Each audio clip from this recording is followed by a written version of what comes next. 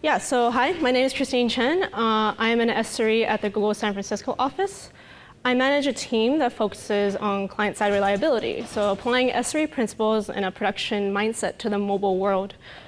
I've been at Google for a little over 4.5 years now. I spent a little over a year and a half in this area, and before that I was on Search SRE and supported the serving infrastructure for Google Search. So I do have a little bit of experience on the server side of things as well, and I've tried to take what I learned on the server side and applied it to the mobile world. So today I'd like to share with you some of our learnings, my team's learnings in this area. So first, a little bit about the current state of SRE. We've had years of experience working on improving the code running on our own servers. So we at Google, we wrote a book about site reliability engineering. You may have heard of it, I hope. And it contains just about everything we've learned so far. This is a quote I pulled from the SRE book that I think is a pretty good summary of SRE as we know it. So Ben Traynor, one of the VPs of engineering at Google, and also the person who we say coined the term SRE, said that in general, an SRE team is responsible for availability, latency, performance, efficiency, change management, monitoring, emergency response, and capacity planning. So that's all great and all. So how does this apply to mobile? Well, first, why mobile? More users access the internet through mobile devices than ever before. Our next wave of users are in a market where mobile is the primary way to access the internet. For Google Search, mobile search traffic has surpassed desktop traffic globally, and there are trillions of searches on Google, and over half of these are mobile searches. So, okay, hopefully you can think now like mobile matters at least a little bit. So what can we use from what we've learned about managing server-side systems? Before I go into that, we should frame the environment in which we're working. In a way, the mobile world, you can think of it as a distributed system that has billions of machines, an order of magnitude larger than what the larger companies are used to for their servers. We have code running on people's devices that people interact with almost daily, and yet we have a limited set of data to make decisions off of, simply due to the restrictions of the mobile environment. So first, before I go any further, one caveat. Much of this talk is primarily based on Android. They're based on my experience with the Android ecosystem. But many of these points aren't really truly Android specific and could very well apply to other platforms. Google applications, they run on iOS as well, and they actually run very well. And applying the same kind of production mindset to iOS applications is still important to us. So first, the first challenge. The mobile environment is non-uniform and uncontrollable. Perhaps the most obvious challenge is that we don't actually have control over a user's device. Take the server world, for instance. To get a simple change to production, we'll deploy it to some canary cells, and when it looks good, we'll push it directly to production. At the end of the day, all machines in all data centers will be running the same version. This sounds easy enough, right? But this is not true in mobile. We don't have that same level of control over an application on a user's mobile device. A user can say, no, I do not want this upgrade. A user may not actually have the necessary data or space on their device to actually upgrade the application to the newest version. So you end up with a variety of application versions running in the wild. Similarly, a user's device may not be on the latest operating system version, nor the latest hardware. And this adds multiple dimensions to your production environment and can make your debugging much more complicated. You might get an alert sometime that says this obscure, this old binary running on this obscure version of the OS is suddenly failing. Well, what caused that to start failing? So it presents some different challenges. The next challenge, there are many options for application monitoring, but no option is perfect. With a good monitoring system, you can get signals back within seconds of a change on a server. You can actually conduct some monitoring of your client code from the server side. This mostly works if your application talks to one of your servers. So you can use the request and response logs to make educated assumptions about how your application is behaving. However, not all client-side issues can be caught through this kind of monitoring. Everything we monitor is constrained by our privacy policies, of course. And even then, most of the user data is not of production use for us. If your code has a bug in it that crashes the application when a user uses it, you won't necessarily get that information. And client-side monitoring is necessarily restricted by the user's data plan and device's battery life, as well as privacy concerns. You wouldn't want to send an event back, you wouldn't want to send an event on the device back to your servers every single time something happened, or you risk burning the battery or the user's data, or even worse, the user's trust. You have to be careful in what you monitor and how you monitor it. And of course, this is all a moot point if the user just decides to opt out of sending the data back at all. So, which they can do. There is a checkbox. So the next challenge, effecting change is hard. When a release goes out to your servers and creates havoc, there's usually the option to roll back the release. But when a release goes out to a mobile device and causes issues, what do? There's no rollback support for either Android or iOS. In that case, the developer has to build a new version and push it out to production again, and hope that users accept the update. But as we know from earlier, not all users will move to the newest version. And hope is not a strategy here. So instead, the release process becomes lengthy and complicated in an effort to catch all issues before they hit public devices. There are ways around this, which I will go into a little bit later, but in the end, it does come down to catching more issues earlier in the application development lifecycle. So now that I've framed the current state, I'd like to talk about the different areas where SRE can make sense in mobile. So this is a quote that was just up a few slides ago. So I took Ben Trainor's quote and modified it a bit to fit the mobile world. So in general, an SRE team for mobile is responsible for availability, latency, performance, efficiency, change management, monitoring, and emergency response. You notice that most of this is the same as the original tenets for SRE, except for the part about capacity planning, which I don't think quite makes sense in this area. But for the rest of this talk, I will focus on some of these areas. And I chose, well, those are the areas in bold, actually. And I chose those areas because I think these are the basics that we should build off of when tackling a new environment like mobile. So first, monitoring. Monitoring is crucial to running a stable application. Much like in the server world, in order to make any rational business changes or measure the application's success, you need to set up some kind of monitoring. You can monitor the application from the perspective of the server, which called server-side monitoring. And this only really works, again, as if your application talks to your servers. For example, the server can note how many requests it's receiving from the application and how many successful responses it's able to send back. This monitoring can be useful, but it's not comprehensive. You wouldn't be able to tell if the application was able to do the correct thing with the response with just server-side monitoring. For example, the server could have successfully created a response and sent it out back to the client, but that response could have ended up being a response of death or caused a bug in the client, and in the end causes the client to crash loop. You can't detect that with just server-side monitoring. So client-side monitoring is monitoring what happens on the device itself. I like to stress again here that everything we monitor is constrained by our privacy policies. But one way to do client-side monitoring is with logs. An event can be logged when something happens in the application. And at some point, the logs are batched up and sent back to the servers for processing. The reason why the logs aren't sent back right when they're logged, actually, is just because, again, you don't want to send an event back every single time something happened. Otherwise, you can burn the user's battery very quickly. After the logs are sent to your servers, they can then be processed into a format that is sent on to whatever monitoring system you use for normal server-side monitoring. Note that this means that your metrics will not come back in a matter of seconds or milliseconds, but rather on the order of minutes to hours. Black box monitoring can also be used where a probe is used to probe application behavior on a test device or emulator and reports back success or failure. This can help you see if any server-side changes besides binary releases affected your application's behavior. For example, if a config change could result in your server sending the client a response that it can't use. So monitoring can help you find out when something is wrong, but you won't know what actions you need until you actually experience an outage. Until then, some things are, at best, guesses of what we think we might need. For example, I'll kind of keep going back to this because it is a very obvious example, but a change happens on the server side that changes the response when the application can't handle well. But this is actually the best case scenario since the fix is simple. You just roll back the change on the server. And this is much more within our control.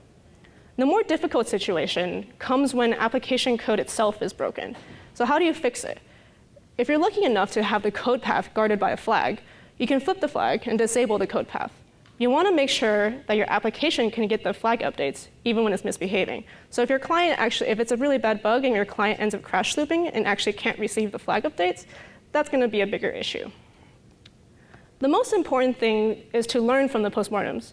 As we're still in a relatively new area where the tools and automation are still largely under development, postmortems are incredibly useful to learn what to do next. So write good postmortems with action items that you can iterate on.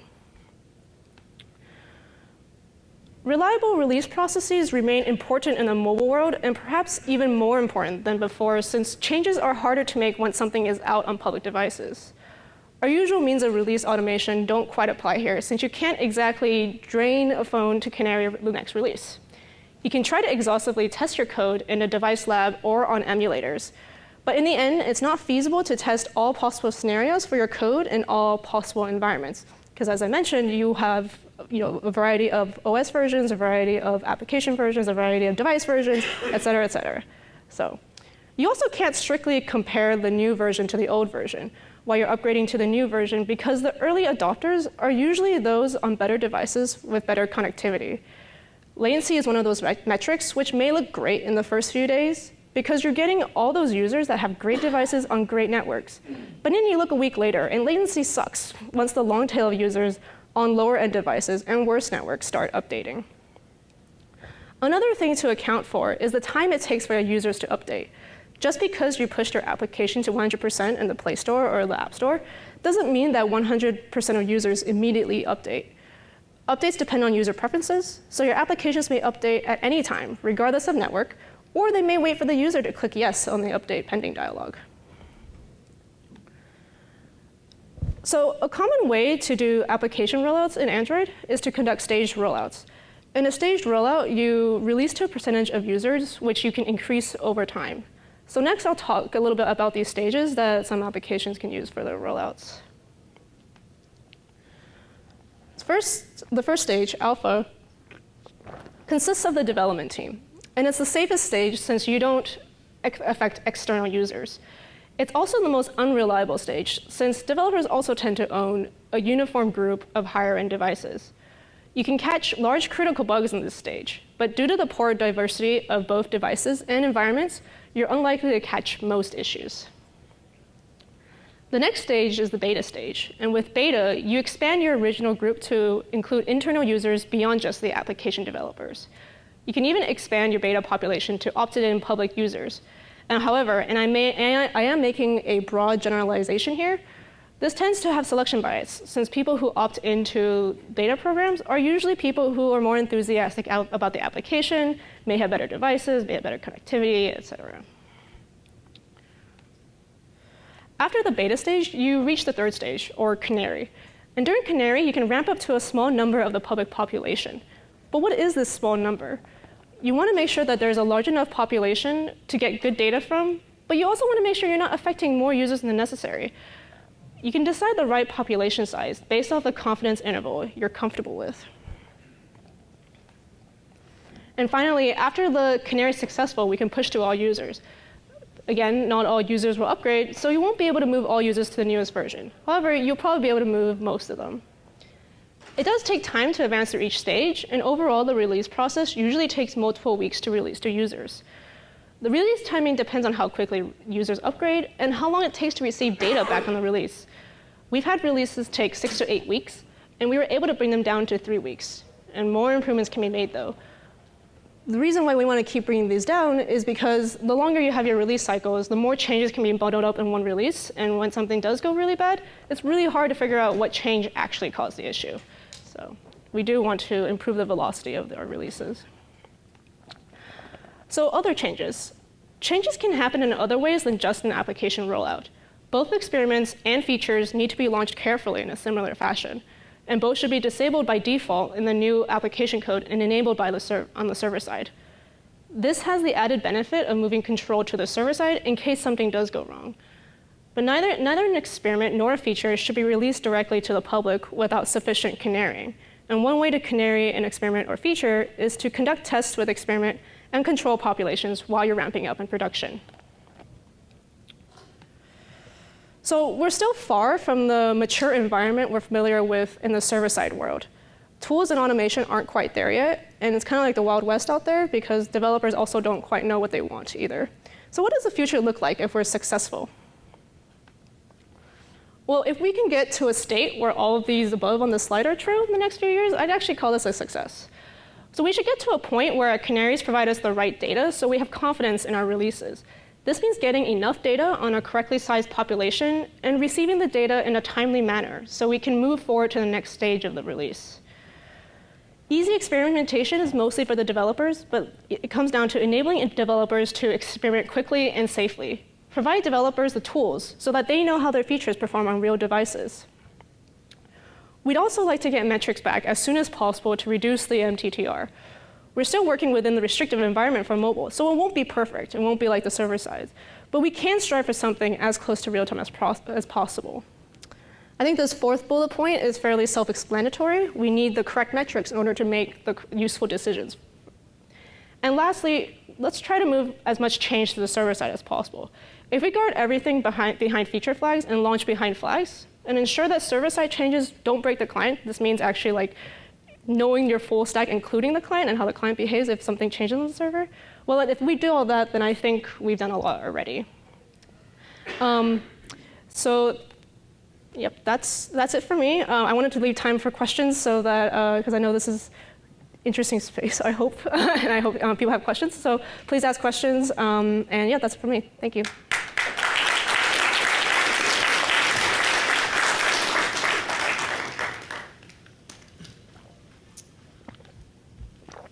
Hello.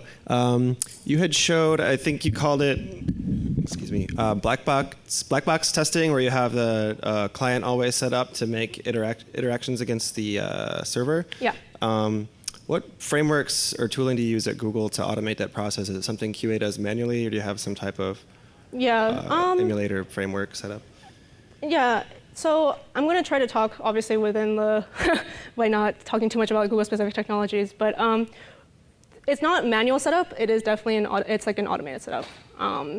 And you probably heard of Firebase and like the Firebase test. Like there's like a Firebase test lab, I believe, which you can test on like real devices and things. So it's something you can think of it like that, where you run it on these devices.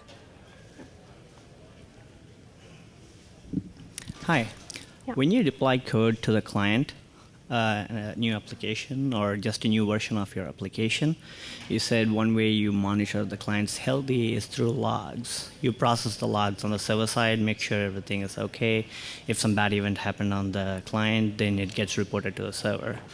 A simple solution that a lot of other places use is some kind of heartbeat from the application itself on a periodic interval. Is there a reason you didn't touch upon it? Is it not something that's commonly used in Android applications, or?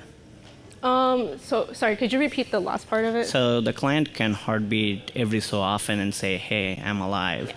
So why not use something like that to do like an active status check? Yeah, I think that's actually it's also a good point. Like that's also a useful tool to use. I think that is good to measure your client's date, like kind of like the trend of weekly, daily trends and stuff. But it's not. There's still sometimes when, like, I guess if your application is crashing, for example, you don't want to wait for the heartbeat to know when that happens. You want to know that as soon as you can. So these kind of events, you will probably, like the more important events, you want to know sooner than just like a daily check-in, for example. I mean, I think both are useful, obviously, to understand the health of your client. But yeah. Right.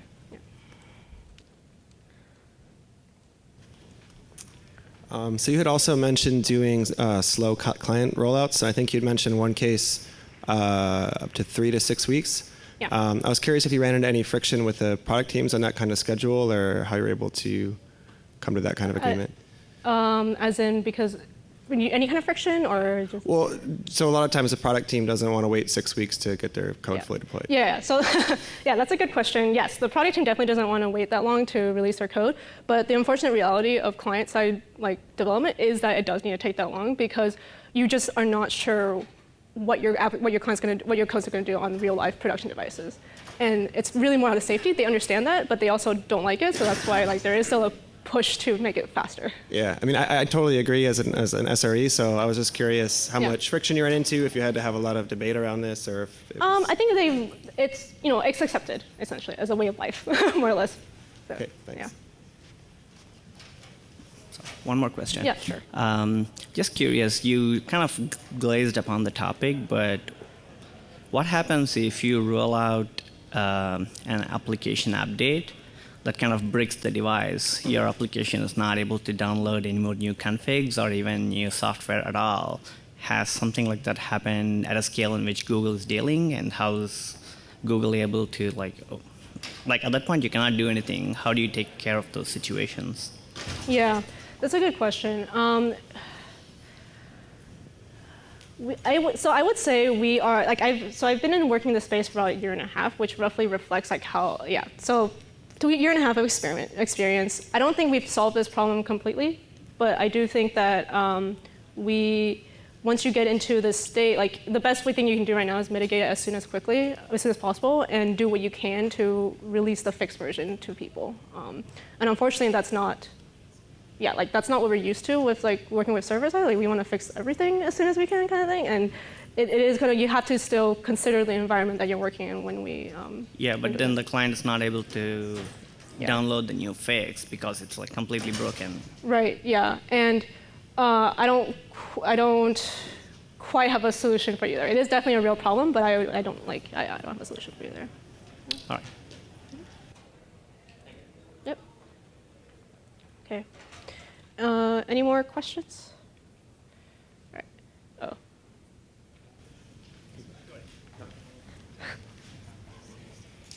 Hi. So we're kind of new at this. My company doesn't have a mobile app yet because our development team is really small, our support team is really small. And the biggest holdup, I guess, has been supporting it.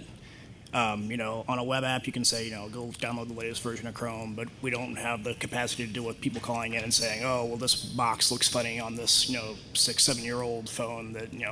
So whenever you guys are putting together requirements for, rolling out a new mobile app, do you have any kind of processes or conversations you've had to kind of set a baseline as to what kind of devices you'll support and what you won't, what you would communicate to a support team who has to take those phone calls? So you can't support everything, right?